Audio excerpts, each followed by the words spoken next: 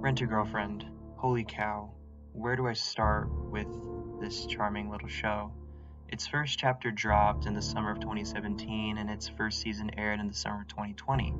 Now I'm sure many of you probably remember the wildfire that at least the anime opening caused on the internet, and I'm sure I'll be showing some of that now. It was just such a fan favorite.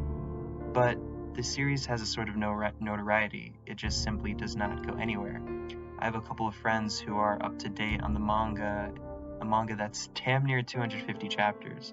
You may be wondering, Alex, what tantalizing story arcs could possibly be brewing after that many chapters?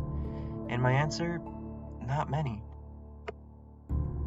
After the initial burst of wish fulfillment you get after the first couple episodes / chapters, there's not really much. In fact, at this point it almost feels like a chore to tune in every week to see what happens next. And it's not like it's some One Piece, Pokemon filler type episode. No, not at all. And it's also not necessarily formulaic either. Like, Kazuya will go on a date with Mizuhara, or Ruka, or Sumi, or maybe even run into Mami, and it creates some hijinks. Okay, yeah, that's fine, but the series gives off the vibe like it's seriously trying to give some of these characters meaningful arcs, but they just fall really flat. It's like the definition of a swing and a miss. And the biggest offender of this is our main character, our MC, Kazuya Kinoshita. Since the latter portion of Season 1, not an episode has gone by where Kazuya does something that just makes me flat out cringe.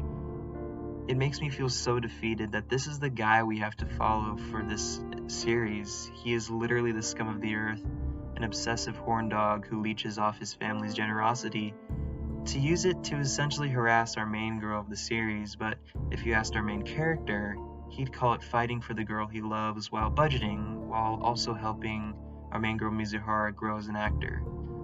Sure, the worst part about all this, he kind of gets rewarded for it. In episode 8 of season 1, Kazuya literally stalks Mizuhara all day around a mall because she is hanging out with another guy. Long story short, classic harem foolishness ensues and he gets caught, but instead of getting chewed out, he ultimately ends up getting a Christmas present for following her around all day. I mean, that's what it seems like when you're watching the episode and you can only sit back in your rolling chair kind of flabbergasted.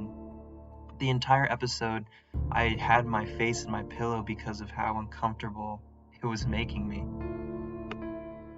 And sure, this anime is labeled as a comedy, and the dialogue and the gags, they do give it, a lighthearted energy, but it's the fact that they are constantly trying to make Kazuya this character that is supposed to be trying to do right by this girl, yet constantly puts her in uncomfortable situations.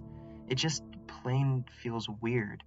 Like, Kazuya persistently preaches to himself on how much of a burden he is to Mizuhara, yet he is the one who shackles her to himself. And like I said, he gets rewarded for it constantly. Throughout season 2, we are seeing that Mizuhara might actually have feelings for this guy, and I just can't wrap my head around it. Like, for all you Rent-A-GF wish fulfillment watchers out there, I am praying for you wholeheartedly because this guy is a bad character with no progress to any sort of character arc that the creators might be building to. And when it does seem like there is progress, it's a cop-out because he ends up using a really poor analogy about how he wants to take over his family's convenience store, despite him draining their bank accounts, or how he always wants to support Mizuhara, but minutes later he'll have a really perverted thought about her, or like his support just comes off really strange because you realize she is just his neighbor, they're barely friends, and she is a fake girlfriend he rents out.